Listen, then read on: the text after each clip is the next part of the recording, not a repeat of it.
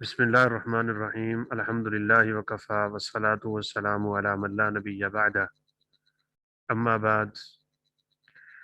आज इंशाल्लाह हमारा तहबीरुत तजवीद का सबक नंबर 6 है। पाँचवें सबक में हमने मखारिज हुरूफ की बहस को शुरू किया है और पीछे हम जान चुके हैं कि उसूल मखारिज 5 हैं। अलबत्ता मखारिज की तादाद इख्तिलाफ के साथ 17 है, यानी बाज़ ने इससे कम व बेश भी जिक्र किया है। ताहम राजे कौल के मुताबिक मखारिज की तादाद 17 है। उनमें से हम हलक के 3 मखारिज पढ़ चुके हैं, अक्सा हलक, वस्ते हलक, अदना हलक, और उनसे अदा होने वाले 6 हुरूफ जिनको हुरूफ हल्किया भी कहा जाता है वो भी पढ़ चुके हैं, हमजा, आइन, हा और गैन खा। आज हमारा सबक अगले मखारिज के साथ है।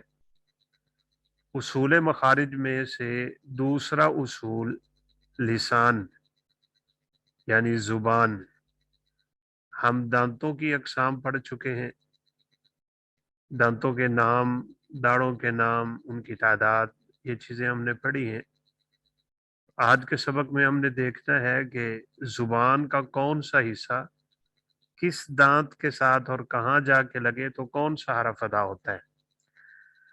इसलिए सबक शुरू होने से पहले ज़्यादा मुनासिब है कि हम ये भी देख लें कि जुबान के हिस्से कौन कौन से हैं और उनको क्या कहते हैं, फिर इंशाल्लाह बात को समझना आसान हो जाएगा।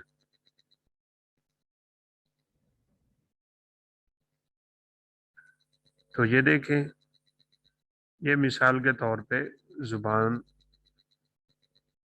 कह लें, ये इंसान की जुबान है। इसमें ये वाला जो हिस्सा है फ्रंट वाला, इसको अरबी में रअसुल लिसान कहते हैं। रअसे लिसान यानी जुबान की नोक। ये वाला हिस्सा जो है दोनों साइडें, इसको तरफे लिसान कहा जाता है।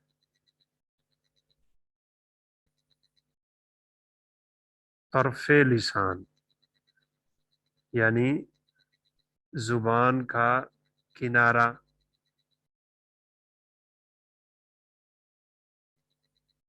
ये वाला जो हिस्सा है इसको कहते हैं हाफा लिसान,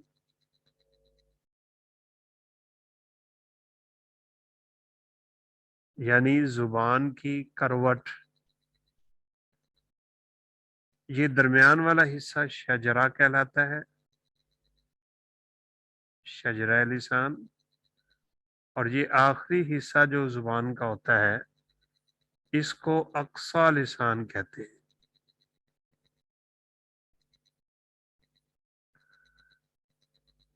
तो जिस तरह हमने पहले दांतों के बारे में मालूमात हासिल की कि जब तक उनके नाम नहीं आएंगे पहचान नहीं होगी, सबक समझ नहीं आएगा, बिल्कुल इसी तरह जरूरी है कि पहले जुबान की तकसीम को भी समझा जाए। तो बिल्कुल जुबान की नोक जो होती है इसको रअस लिसान कहते हैं। इसके साथ थोड़ा सा पीछे तरफ़े लिसान है, उसके पीछे हाफ़ा लिसान है, दरमियान से शजरा लिसान और जुबान के आखिर से अक्सा लिसान। इसको ज़हन नशीन कर लेना चाहिए इस नक्शे को, फिर इंशाल्लाह बात को समझना आसान हो जाएगा। मैं मज़ीद इसको फिर से दोहराए देता हूँ, थोड़ा बड़ी मिकदार में करके। ये जुबान है, इसका ये वाला हिस्सा, कलर चेंज कर लेते हैं, ये वाला हिस्सा इसका, इसको रास लिसान कहते हैं। ये वाला हिस्सा दोनों साइडें, इसको तरफे लिसान कहेंगे। ये वाला हिस्सा जो है इसको हाफा लिसान,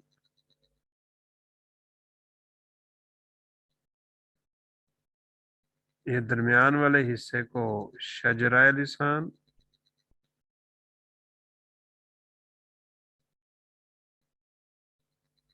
और इस आखिरी हिस्से को अक्सा लिसान कहते हैं।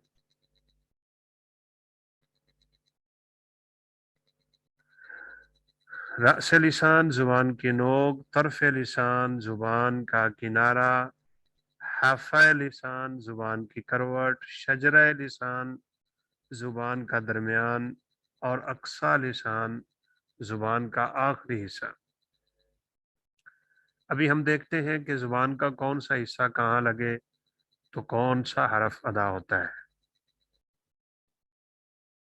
तो साहिब किताब फरमाते हैं असल सानी, यानी दूसरा असल जो है और वो है लिसान जुबान।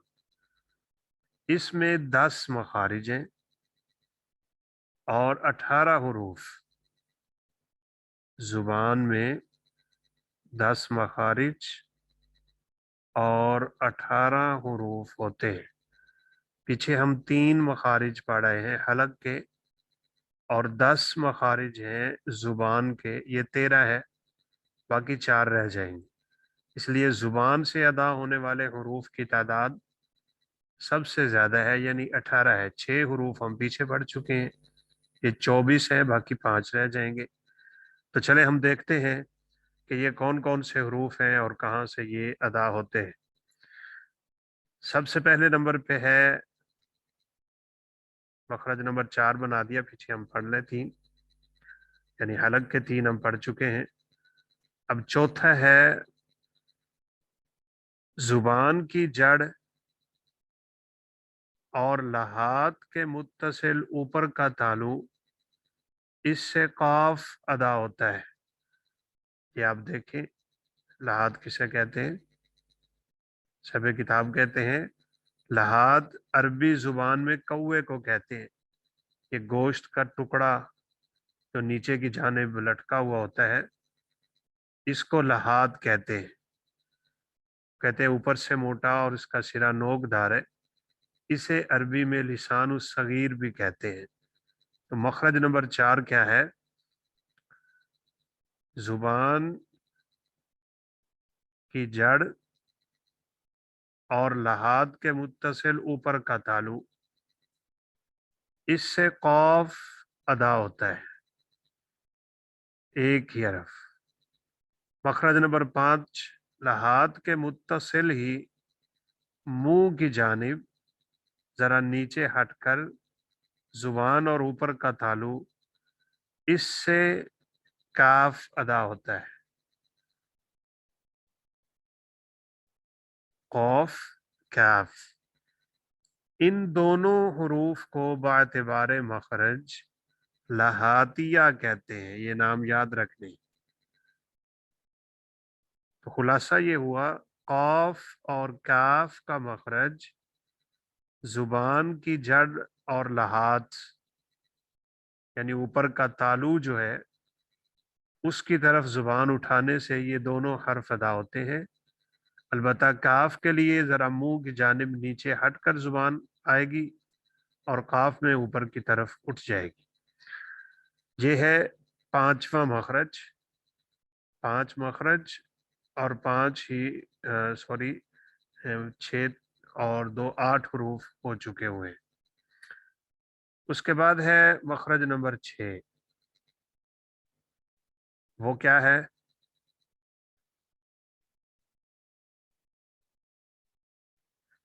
जुबान का दरमियानी हिस्सा, अभी हम पढ़ चुके हैं, शजरा वाला दरमियान वाला हिस्सा, और इसके मुकाबिल ऊपर का तालु, اس سے جیم شین اور یا جب متحرک ہوں اور لین ہوں تو ادا ہوتے ہیں، یعنی یا مراد ہے، جیم شین یا متحرک اور لین، یہ یاد رکھیے گا۔ یا کی تین قسمیں بنیں گی، یا متحرک، لین اور مدہ۔ یا لین سے مراد یہ ہوتا ہے کہ اس سے پہلے زبر، یا ساکن ما قبل زبر، جیسے قید، قاف پہ زبر ہے، یا ساکن ہے، البتہ جب یا ساکن سے پہلے زیر ہو تو وہ لین کی بجائے مدہ بن جاتی ہے، جیسے قیلا۔ تو یہاں کہہ رہے ہیں کہ یا جب متحرک ہو اور لین ہو تو اس کا مخرج جو ہے وہ زبان کا درمیانہ حصہ اوپر کا تالو، یعنی زبان کے درمیان کو آپ اوپر کی طرف اٹھائیں تو یہ تینوں حرف ادا ہو جائیں گے، جیم شین یا، اور ان تینوں حروف کو باعتبار مخرج شجریہ کہتے ہیں، کیونکہ زبان کا شجر اوپر کی طرف جا رہا ہوتا ہے۔ تو یہ ہے چھٹا مخرج۔ اس کے بعد ہے ساتواں مخرج، وہ کیا ہے؟ زبان کی کروٹ، ابھی ہم نے دیکھا کروٹ، اس کو حافہ عربی میں بولا، اوپر والی 5 ڈاڑوں کی جڑ، وہ کون سی 5 ہیں؟ نواجس سے لے کے ضواحک تک، دائیں یا بائیں، یہ پیچھے ہم پڑھ رہے ہیں داڑوں کی اقسام، نواجز، طواحن، ضواحک، ساری جڑیں اوپر، صاف ظاہر ہے ہم پڑھ لیا، اوپر 10 داڑیں ہیں، 5 اوپر 5 نیچے دائیں جانب، اسی طرح بائیں جانب۔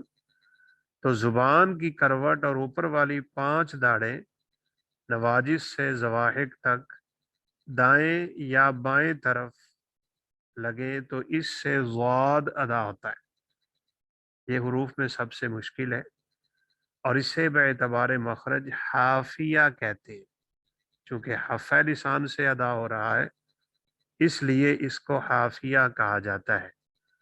مخرج کیا ہوا؟ زبان کی کروٹ، اوپر والی 5 داڑوں کی جڑ، چاہے دائیں جانب لگ جائے چاہے بائیں جانب لگ جائے، اور بعض قراء تو کہتے ہیں کہ اگر کسی کو مہارت تامہ حاصل ہو تو وہ دونوں جانب لگا لیتا ہے، البتہ ضاد مخرج کے اعتبار سے قدر مشکل ہے۔ یہاں یہ بات بھی قابل ذکر ہے، بعض اس کو دواد پڑھتے ہیں ولدالین، تو یہ غلط، کیونکہ ابن جزری رحمۃ اللہ علیہ نے فرمایا ہے میز الضاد من الضا، کہ ضاد کو ضا سے علیحدہ کرو، تو اس کا مخرج ضا سے ملتا ہے نہ کہ دال سے، اس سے تو سرے سے معنی ہی بدل جائے گا۔ اس میں استطالت بھی ہے، آواز لمبی کر سکتے ہیں ہم، دال میں تو نہیں کر سکتے، ولد تو کیسے لمبی ہوگی؟ تو بہرحال حافیہ کی مخرج جو ہے اس سے ضاد ادا ہوتا ہے، ایک ہی حرف یعنی یہاں سے ادا ہوتا ہے۔ آگے صاحب کتاب نے نقشہ دیا ہے مخارج کا اور زبان کا، اس کو آپ دیکھ سکتے ہیں، پیچھے بھی ہم نے یہ بنا دیا، ثنایا اولیہ، رباعی، انیاب، زواحق، طواحن، نواجز، طرف لسان، رس لسان، یہ نقشہ ہم علیحدہ علیحدہ بنا چکے ہوئے ہیں۔ 8واں مخرج جو ہے وہ ہے زبان کا کنارہ مع ادنا حافہ، کنارے کو بھی شامل کریں اور حافہ کا بھی کچھ حصہ لے لیں، اس کو ثنایا، رباعی، انیاب اور زواحق کے مسوڑوں سے لگائیں، اس سے ایک حرف ادا ہوگا اور وہ ہے لام۔ یہ لام نون را کا مخرج قریب قریب ہے۔ زبان کا کنارہ مع ادنا حافہ सनाया रुबाई अनियाब और जवाहिक के मसौड़ों से लगे तो लाम अदा होता है। अच्छा, इसी तरह ही नून अदा होता है, लेकिन वहां पे आप आखिर से जवाहिक को खत्म कर देंगे। इस तरह याद करना आसान है। जुबान का किनारा, हाफा मादना हाफा खत्म हो गया। जब सनाया रुबाई और अनियाब के मसोड़ों से लगे तो उससे एक हरफ यानी नून अदा होता है। और आगे चलेंगे आप तो देखेंगे कि वहां पे अनियाब भी खत्म हो जाएंगे रा में। तो रा का मखरज देखें क्या है। जुबान का किनारा मा पुश्ते जुबान, ये थोड़ा थोड़ा फर्क आपके ज़हन में होना चाहिए। जुबान का किनारा मा पुश्ते जुबान कहाँ पे लगे, जब सनाया और रुबाई के मसोड़ों से लगे। किनारा पुश्ते जुबान के साथ जब सनाया और रुबाई के मसोड़ों से लगे, उससे एक हरफ रा अदा होता है, लाम नून रा। इन तीनों का मखरज जुबान का किनारा है। आगे दांतों में कुछ फर्क पड़ता रहता है। इन तीनों को यानी लाम नून और रा तीनों को बाएतबार मखरज तरफिया या जलकिया कहते हैं। उसकी वजह भी है, तरफ तो साफ ज़ाहिर है, हम पढ़ चुके हैं कि तरफ जुबान के किनारे को कहते हैं। तो साहब किताब हाशिए में इन चीज़ों की वजाहत भी कर रहे हैं कि जलकिया, जलका अरबी में नोक को कहते हैं। चूँकि ये हरफ जुबान के सिरे और नोक से अदा होते हैं, इसलिए इन्हें तरफिया और जलकिया कह दिया जाता है। उसके बाद मखरज नंबर 11 के किनारे से अदा होने वाले हरूफ थे। अभी अगला मखरज है और वो है जुबान की नोक। अब यहाँ से देखिए कितने हरूफ अदा होते हैं। जुबान की नोक और सनाया उलिया की जड़, थोड़ा थोड़ा फर्क पड़ेगा। जुबान की नोक और सनाया उलिया की जड़, इससे तीन हरूफ अदा होते हैं, तो दाल ता। ये तीनों हरूफ जुबान की नोक से अदा होते हैं, इसलिए इनको बेतबार मखरज नतइया या नतइया कहा जाता है। पीछे जुबान के किनारे की बात चल रही थी, अब के मखारिज में जुबान की नोक की बात है। 12वां मखरज है जुबान की नोक और सनाया उलिया का किनारा, सामने वाले दो दांत ऊपर वाले, उनको सनाया उलिया कहते हैं।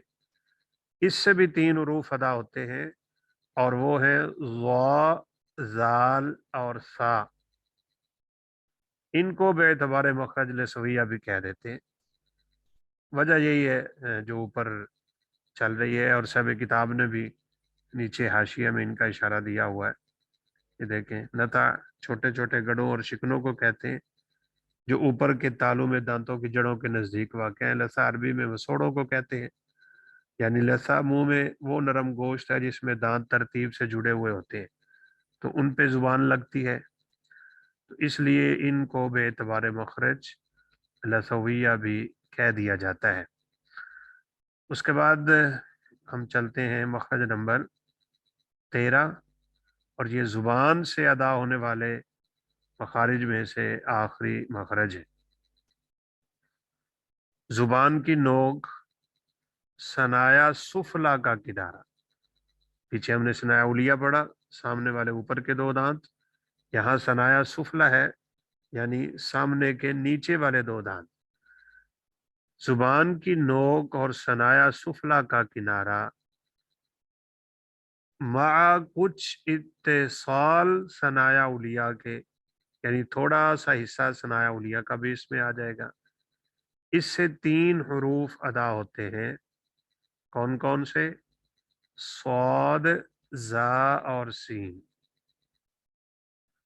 स्वाद, जा और सीन, इन तीनों को बेएतबार मखरज असलिया कहते हैं।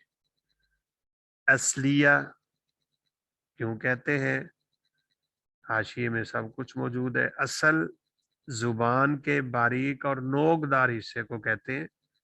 तो ये चूंकि हुरूफ तीनों वहां से अदा होते हैं, इसलिए इनको असलिया कहा जाता है। तो यहाँ तक जुबान और दांतों के मखारिज हैं और उनसे अदा होने वाले हुरूफ हैं, जो मखरज के एतबार से सबसे ज़्यादा है। तो साहिब किताब ने तफसील शुरू में लिख दी कि दांतों से और ज़ुबान से कितने हुरूफ अदा होते हैं। तो अब हम यहाँ तक के सवालात लेते हैं, फिर इंशाल्लाह आगे हम देखते हैं।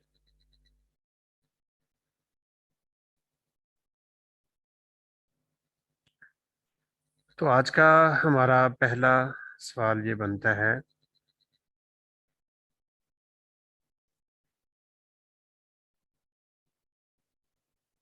जुबान से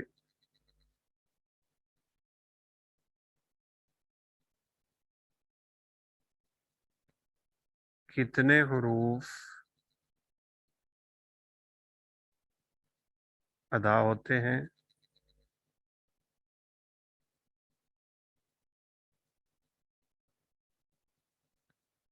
मखारिज के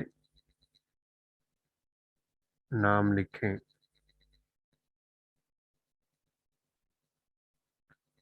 जुबान से कितने हुरूफ अदा होते हैं, मखारिज के नाम लिखें, यानी वो मखारिज जिनका ताल्लुक जुबान के साथ है।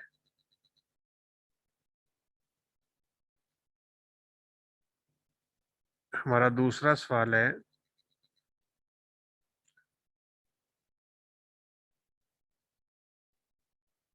जुबान से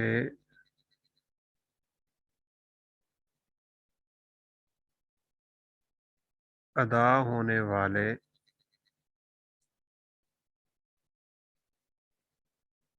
हुरूफ के मजमुआत के नाम लिखें।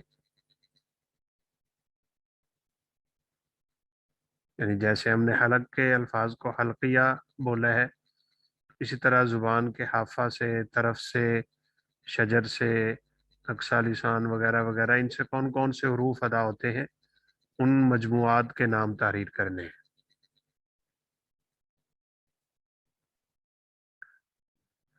चले, इसके बाद बारी आती है अगले असल की, और वो है असले सालिस।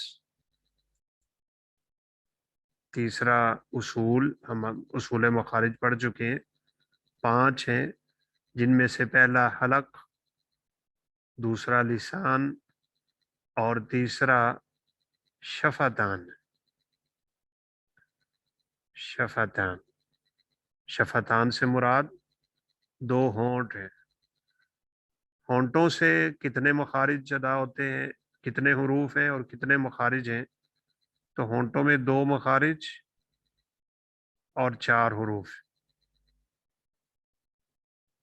मखरज नंबर 14 बन रहा है, यानी जिसका ताल्लुक होंठों के साथ है, और वो क्या है? वो है नीचे वाले होंठ की तरी, ये वाला जो हिस्सा है, सनाया उलिया के किनारे से लगे तो फा अदा होता है।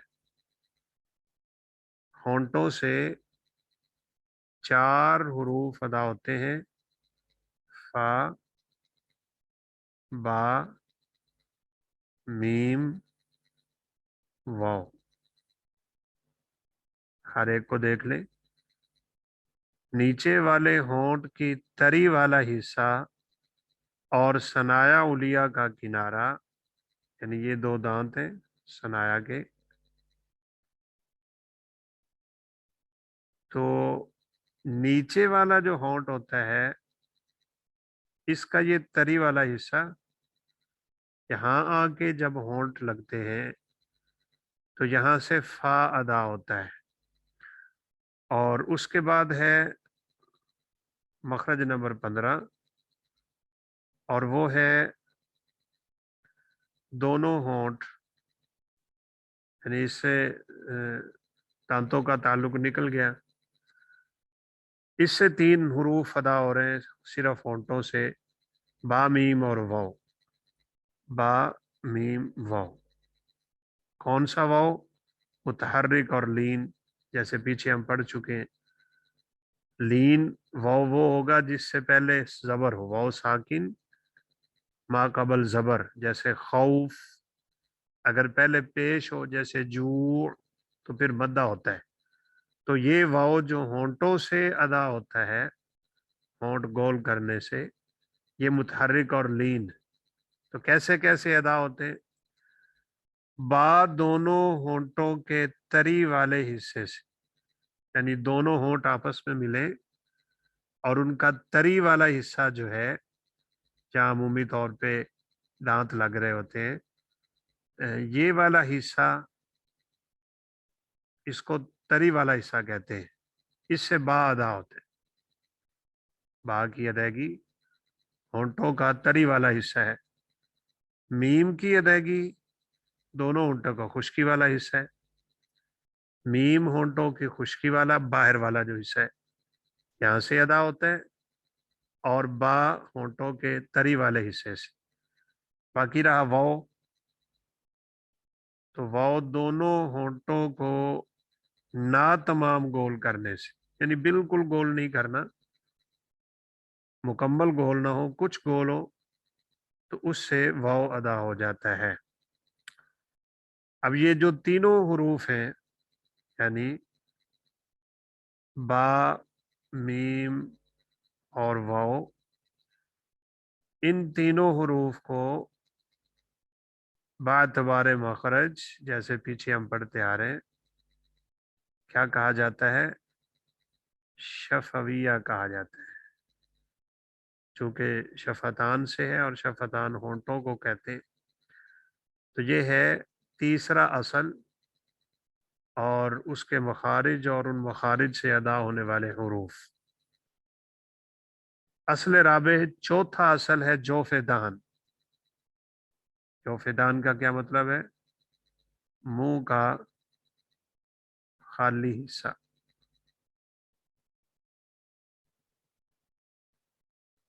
خالی خلا، اس کو جوف دہن کہتے ہیں۔ جوف دہن یعنی پورے منہ کا خالی حصہ، اس سے 3 حروف ادا ہوتے ہیں۔ کون کون سے؟ الف، واو اور یا، جب یہ مدہ ہوتے ہیں۔ الف، واو، یا، یہ جب مدہ ہوں تو پھر یہ خالی حصے سے ادا ہوتے ہیں۔ مدہ کا مطلب یہ ہے کہ واو سے پہلے پیش ہو اور یا سے پہلے کسرہ ہو، یعنی زیر ہو۔ کیا مثال ہے واو سے پہلے پیش کی اور یا سے پہلے کسرہ کی؟ اولو، اجری، حالا۔ الف سے پہلے تو صاف ظاہر ہے فتح ہی آئے گا، یا سے پہلے کسرہ ہو اور واو سے پہلے ضمہ ہو، جیسے اولو، یہ واو ساکن ہے، ما قبل ضمہ ہے۔ اجری، یا ساکن ما قبل کسرہ ہے۔ حالا، یعنی جھٹکے والا نہ ہو، جھٹکے والا یہ ہوتا ہے جیسے شأن، یہ الف جھٹکے والا ہوتا ہے، شأن، تو یہ مراد نہیں ہے، بغیر جھٹکے۔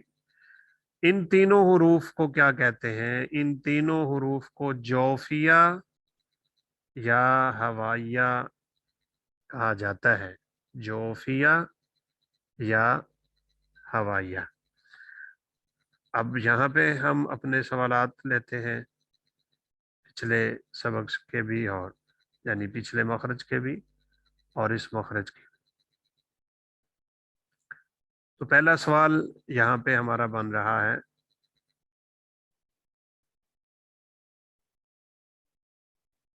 ترتیب سے یہ چوتھا سوال ہے۔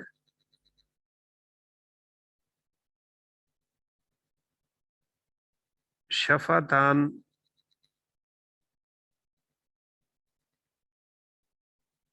میں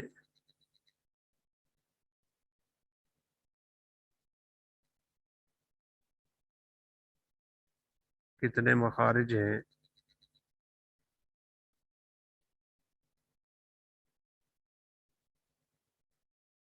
اور ان سے کون کون سے حروف اور کس طرح ادا ہوتے ہیں؟ یعنی ہونٹوں کے کس کس حصے سے کون کون سا حرف ادا ہوتا ہے، شفتان میں کتنے مخارج ہیں اور ان سے کون کون سے حروف ادا ہوتے ہیں، یعنی اور کس طرح ادا ہوتے ہیں، یہ ہمارا چوتھا سوال ہے۔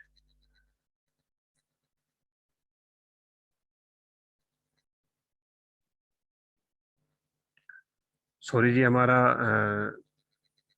چوتھا نہیں بلکہ تیسرا سوال بن رہا ہے، تو یہ سوال نمبر 3۔ اس کے بعد ہے ہمارا سوال نمبر 4، اور وہ ہے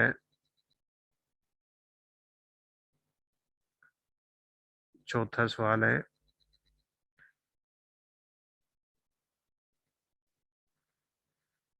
جوفے دہن کسے کہتے ہیں؟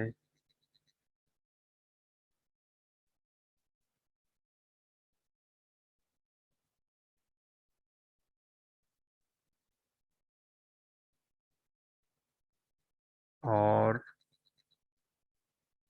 اس سے کون کون سے حروف ادا ہوتے ہیں؟ جوفے دہن کسے کہتے ہیں اور اس سے کون کون سے حروف ادا ہوتے ہیں؟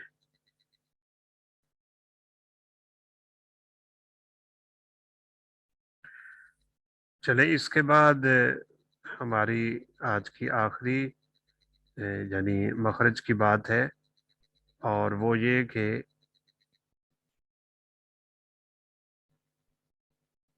اصل خامس، پانچواں یعنی اصل جو ہے، چونکہ اصول مخارج 5 ہیں، 4 ہم پڑھ چکے ہیں، اور یہ ہے پانچواں، اور وہ ہے خیشوم۔ خیشوم آخری اور 17واں مخرج ہے۔ کسے کہتے ہیں خیشوم؟ ناک کے بانسا کو۔ ہمارے ناک کے اندر ہڈی ہے، جو نرم سا گوشت ہوتا ہے، اس کو بانسا کہتے ہیں، اس سے غنہ ادا ہوتا ہے۔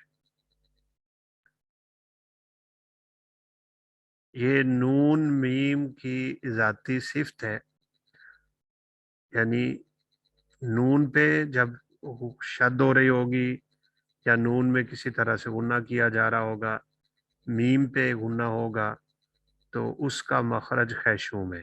اچھا، چونکہ یہ دونوں پیچھے گزر چکے ہیں، یہاں صرف بات غنے کی ہے، اس لیے بعض قراء اس کو الگ سے مخرج شمار نہیں کرتے اور 16 مخرج بناتے ہیں، اور جو لوگ اس کو الگ سے قرار دیتے ہیں تو ان کے ہاں 17 مخرج ہو جاتے ہیں۔ تو بہرحال یہ 17واں اور آخری مخرج ہے خیشوم، ناک کا بانسا، باریک اور نرم سا گوشت جو ناک کے اندر ہوتا ہے، اس سے غنہ ادا ہوتا ہے، اور غنہ نون یا میم پہ ہوتا ہے، یہ بات بھی یاد رکھنے والی ہے۔ تو چلے، یہ ہمارا آخری سبق ہے، تو سوال بھی ہمارا پانچواں اور آخری یہی بن رہا ہے، خیشوم کسے کہتے ہیں؟ خیشوم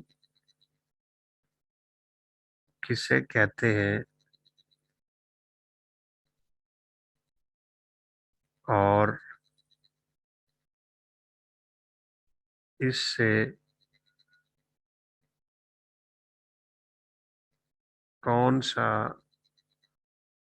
حرف ادا ہوتا ہے؟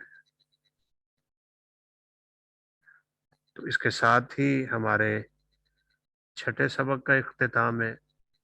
اللہ کا ملاکمین سے دعا ہے کہ وہ ہمیں صحیح معنوں میں قرآن مجید کی تلاوت، فہم اور اس پہ عمل پیرا ہونے کی توفیق نصیب فرمائے۔ وآخر دعوانا ان الحمد للہ رب العالمین۔